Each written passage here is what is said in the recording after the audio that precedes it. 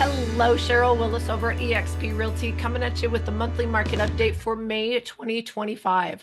Look, when you see information on real estate in the news, they are usually talking about it from a seller's perspective. There's always one side of the market, either a seller side or a buyer side. And we've had enough seller markets. In fact, the majority of the time, the greater Phoenix area is in a seller's market. We are in a buyer's market, which I have been predicting since earlier this year. We did have a good buyer season. Notice I said good, not great. And it just kind of fizzled out. We've been crazy busy, but that's because we are working with buyers. There is a lot of listing agents out there that are just wondering when that offer is going to come in, what they need to do. A lot of frustrated sellers out there right now because you know why? The best homes that are priced well are the ones that are selling. If it's old, if it hasn't been maintained, if it needs a new roof, it needs AC, if it needs any of those big ticket items, and it's priced on the high end because they're trying to overcompensate for those concessions, it's just sitting on the market a lot longer. This is ideal for buyers. Look, in the history, well, I shouldn't say in the history, in the time this old dinosaur has been selling real estate for the last 22 years, there has only been 4 true buyer markets. This is, if you're waiting for that market crash, this is the crash. This is what it looks and feels like. And this is a great opportunity for buyers to take advantage of things. Now, I'm not trying to convince you to buy. I'm just letting people know that this is a fantastic year for buyers to really start to watch things. And if this aligns with what you are looking for, then you're going to want to start putting those details together. If you start to see some of the things in the news, I'm just going to again, crush that information. Some of the information that actually Newsweek just put out came from a YouTuber who is not a financial analyst, is not a realtor, and doesn't even live or work in the Phoenix area. He's none other than ReVenture Nick Gurley from Florida, and he is comparing Phoenix to Florida. There may be some comparisons at one time, but let me tell you, Florida is, for the most part, retirement and tourism. And although that's what was Phoenix 20 years ago, or actually 18 years ago when we had the market crash, that's predominantly the majority of what we had. We have diversified our industries here in the greater Phoenix area that really changes things. And I'm telling you, Phoenix is a baby when it comes to where it's going to be in the next 20 years. So again, Phoenix is just completely different. And so if you're thinking of buying in the greater Phoenix area, don't listen to a lot that crazy things, but I'm going to squash a couple of the things he was saying. So number one, he was talking about a mass sell-off from pandemic investors.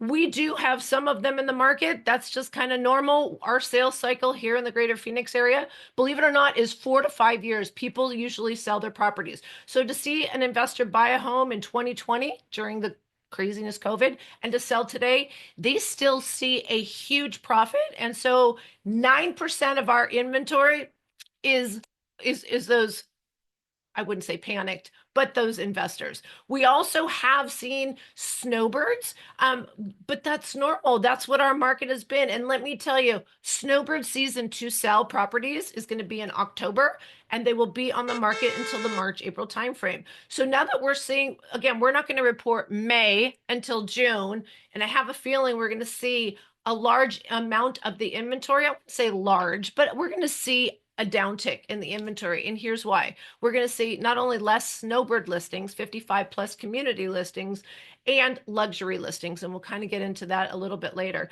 If we are looking at 55 plus communities, I'll be honest with you, 55 plus communities here in the greater Phoenix area for the last, not year, but 3 years has not been super robust.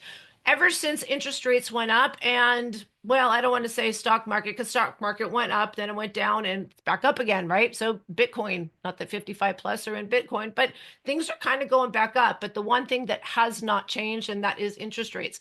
That is what is keeping our buyer demand right now here in the Phoenix area. It's been a consistent 80%. We haven't seen that really vary a whole lot over the last couple of years. What has changed is that inventory. So again, another thing that he had said was that we haven't seen inventory levels this high since 2008. And although that's an accurate statement, it's a play on words, meaning it is the highest it's been since 2008, but he didn't say, oh, but it's less than half than what it was in 2008. So he makes it sound like it's like the same level. It's not. It's just, again, It's higher than it's been since that time frame. If we also look at his claim that domestic migration is negative and therefore we're losing almost over 1,800 people a year, first of all, that's 0.4%. You don't know, like, again, how small of a number that is. But he doesn't report that we also have international migration to Maricopa County. And that actually changes it from a negative 0.4 to a positive 9%, which, by the way, is 44,000. So we're adding 44,000 people to Maricopa County. But here's what they didn't cover.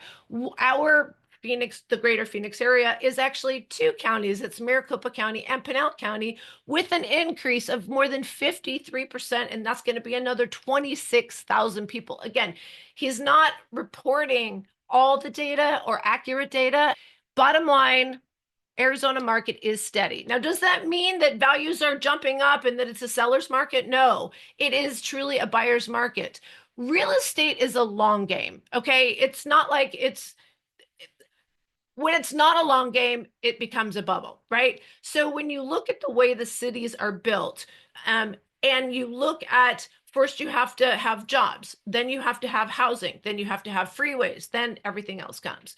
So first of all, the Phoenix area, again, last time, and when I say last time, because I feel like this is a market dip for us.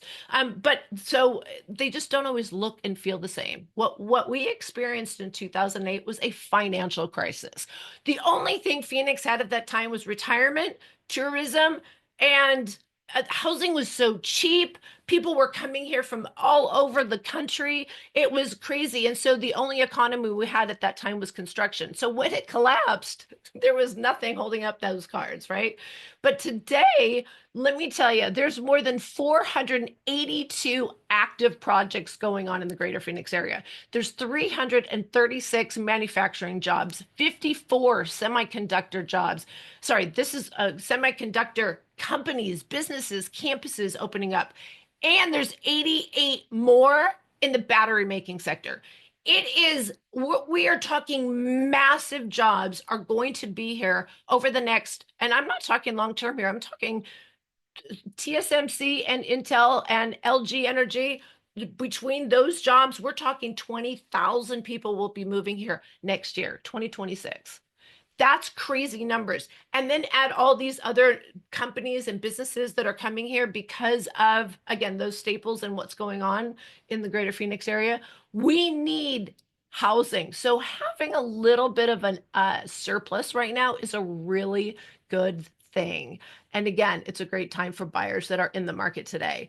We have, in my opinion, finally, for the first time, a healthy housing inventory. Here's the thing. We've been at at one point we had 7% of the market that we needed. That was dangerous. And it was dangerous. And now that we're at 108%, now this is taking everything. So this is from like condos, even manufactured homes, mobile homes, luxury homes, new homes, resale homes, condos, townhomes. So we're talking 108%, but that's not necessarily a match for everyone. And again, we're going to break that down where this inventory is coming from. Also, if we look at the apartments, we have a huge inventory of apartments. And so that's why, let me tell you, people that I'm asking for, that have contacted me for investment, I don't necessarily think that Phoenix is a huge opportunity for investment right now, unless, there's the key word, unless you are a cash buyer and you have a good understanding of what the return rate is. It's going to be about the same as you're getting in CDs or bonds right now, maybe 3 to 4% on your dollar. But you're not just getting that 3 to 4% and then getting your money back like you would in a bond or a CD, et cetera.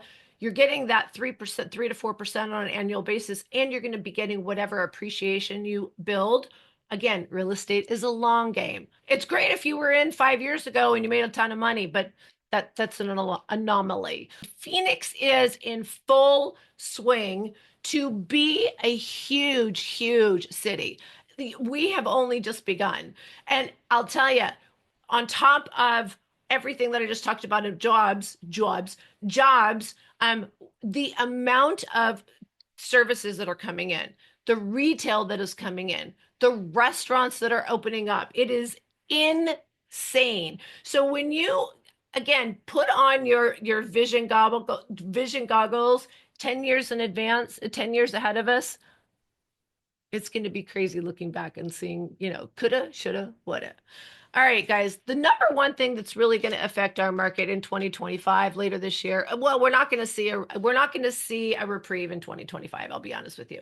Interest rates need to come down. And the number one thing that's really kind of keeping interest rates high is because our economy is doing too good. We're having too many jobs. We have really low unemployment. There's a lot of good things. And although we had a little bit of a dip, like in Wall Street and things like that, as I pointed out, it has started to come back. So the one thing that's really holding us back, well, consumer sentiment, and then as well as, like I said, interest rates. Now, here again is the conversation about recession. Are we on the brink of a recession? It seems like it changes week to week. But here's the thing. Most realtors that watch numbers and understand how recessions work with housing and everything, we're hoping for a recession. And I know that sounds terrible, but what typically happens during a recession is they lower interest rates. And when interest rates are lowered, what do you think happens? We get more buyers. And if we have more buyers, guess what happens? Prices go up. If we go into a recession, if we go into one, you can count on it getting busy again. And some of the advantages that buyers are getting today are going to go away. All right, so we have three different markets, as I mentioned, in the greater Phoenix area. We have a 55 plus community, or well, it's not really 55, snowbird community, because a snowbird could own a property that's not in a 55 plus community. We also have our luxury, and we also have our gen pop, is what I call it. Now, here's the thing. Number one, it's about summertime here. It's getting a little toasty. In fact, today is the first day of 104 degrees, which has been a really nice reprieve this whole year. It's been very moderate for us. But here's the thing, as the luxury homeowners that didn't sell their home during this particular season, they're pulling their homes out. They're going to pull their homes off the market if they haven't already come off the market. And a lot of the $1 million buyers they're enjoying their summer. They're not going to come here when it's 105, 110 degrees. So we are not going to see as many luxury purchases over the summer. What does that do for our averages? It's going to start pulling down the averages. So again, some of the data, I mean, it's accurate based on, our inventory and our contracts, but it's not necessarily a true reflection of what's going on in every single part of the greater Phoenix area. If you are looking in a 55 plus community, the summertime from a buyer perspective is the best time because the seller is they're just hoping someone's going to pick this up before they have to carry it on through another summer. So this is a great time if you're thinking 55 plus. We'll probably see a lot of those listings come off the market too over the next month or two. Now let's talk more about Gen Pop because this is really kind of where the majority of the people are that's watching my video. If you are thinking about infill, so this would be, and I shouldn't call it infill, but the more core of the greater Phoenix area. So we're talking resale homes. But there's also new construction in like places like Chandler and Gilbert and even Phoenix and Glendale and Scottsdale, like these little tiny communities that are popping up by even some of the bigger builder. It's interesting. TriPoint is building a community in Gilbert with only 10 homes. K Hovnanian, they released a community in January of 72 homes. They only have 3 left. That's how fast new construction in these high demand cities are moving. Also, we have local builders like Fulton and Blandford that are also building, and TriPoint is also building some more coming up in the Gilbert. Now, are these all affordable for everyone? No, but I did just do a video in Chandler, and again, infill Chandler, that are in the $600,000 price point. But let me tell you, there's nothing wrong with resale homes. I'll tell you, when you look at, I say I tell you a lot, don't I? But if you look at the way builders are building homes, like I'm just going to pick Lennar for you. Lennar 20 years ago was a quality builder. They used quality materials. It was just they were more customer service focused, more customer oriented, the more again putting out a better product. And they've learned that you can make more money by doing cookie cutter, by doing no frills, as they put it. There's everything, every single community is a spec community. You can't make any changes. They use minimum quality products. And I do have to say they have some of the best floor plans, and that is what keeps them afloat.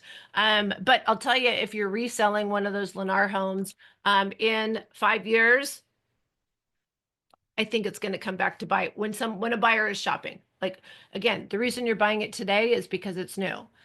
What's the motivation for someone to buy it in 5 or 10 years? So again, these are conversations we like to have with our buyers. All right, here's some fun numbers for you guys. First of all, total active listings at the time of this video is actually only 23,754 active listings. That's not including the 8,228 that are under contract or pending and will be closing in the near future. Okay. Of those 23,000 and change active listings, we have 3,425 of them that are in 55 plus communities. So here's the thing, and this is again what I mean. If you are looking for a single family home, if you're not 55 plus, and you want to only look at homes that are active and there's no contracts on them, there's only a total of 16,123 homes on the market as of today. Now, is that a lot? Well, it used to be only 12,000. So yeah, it has come up quite a bit, but believe it or not, it's hard to still find some good homes out there. I feel like the good listings were really out there in the March and April timeframe, and those are part of the ones that are under contract now, and the ones that are out there aren't so good. We have a buyer that's looking for a 4-bedroom, 2-bath, little over 2,200 square feet in the city of Chandler, single level. Guess how many are on the market today? Ready? 3. And they're bad. They're really bad. By the way, that was under $600,000. The homes are out there. It's just they're not on the market. So again, there's good opportunities for buyers. It depends on where. Let's take a look. So sales price to list price. So the last list price, the median for the entire greater Phoenix area is 97.7. So it's not that far off, just to let you guys know. It's still pretty darn close. Gilbert, we just ran some comps for some buyers, and they're still trying to decide which one to write an offer on. This particular part of Gilbert was coming in, wow, listen to that voice, 95.9. So there are some homes that are in Gilbert that may be priced a little bit on the high end, but the sellers are giving 4%. That's how much they're giving up. Queen Creek, again, in Maricopa County, is a hot market. And if you're really close to Queen Creek Marketplace, it's even hotter.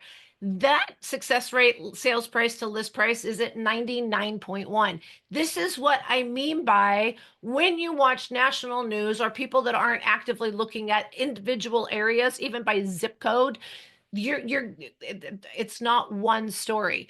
The median days on the market before going under contract, and this is really important for those of you who are trying to figure out the market on your own, is 39 days. So to be on the market for 39 days and get your first contract and get your first offer and go under contract, that's the median.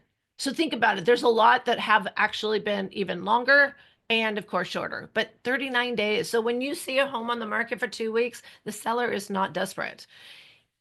And as far as this is where the buyers are really winning. So number one, we do a detailed analysis. We want to make sure that the home is going to obviously appraise for whatever you're paying for. Okay. A lot of the sellers, they are bumping up their price because they know that the buyers are going to be asking for some concessions. This is where the buyers that are coming in today are getting all their closing costs paid for, and they're getting their interest rates bought down. So if you think that they're paying 7 and 8%, you're wrong. We've had just one client just recently closed at 5.75. Now, is it the 3 that you guys all missed? That's a thing of the past. 3s are never going to come back. And yes, the builders are offering, actually, there was one builder that was offering a temporary buy down. So that's, again, you got to have, there's so many things out there. That's why you got to give us a call. That's all I got to say. But there was one builder that was locking in for 5.75, and then they were doing a 3-2-1 for the first 3 years. So that first year, the mortgage is 2.75. That's crazy low, but it's just the first year. Second year would be 3.75, 4.75, and then it would lock in at the 5s, 5.75. but you're going to also be dealing with waiting for the construction to be done. There's pros and cons for resale and for new construction. If you're looking for a lower monthly payment, give us a call. There are definitely some new construction, new communities that, in our opinion, have better staying power, meaning it's not just another housing community. If you keep going out further and further and further, especially if you're looking in like Santan Valley or even parts of Surprise, and Buckeye, because let me tell you, Terra Vallis is going to be opening up later this year. They better be opening, they better be offering one heck of concessions for buyers to buy out there, because there's not even a gas station or a grocery store, slated to go in there. So you better keep an extra, 5-gallon gas tank in your garage. Here's the thing, guys. There's so many different parts of the greater Phoenix area, number one. Number two, you're not going to find a relocation specialist that knows the market and also areas better than us. Give us a call, shoot us a text, send us an email, days, nights, or weekends. The market changes very quickly. The good homes still go quickly, and we get the most amazing deals. We're getting appraisals with built-in equity anywhere from $5,000 to even $100,000 just recently. So we want to hear from you so we can help get you into that amazing deal that you've been waiting for. And here's again, my last tidbit. Fall in love with the deal, not the house. See y'all soon.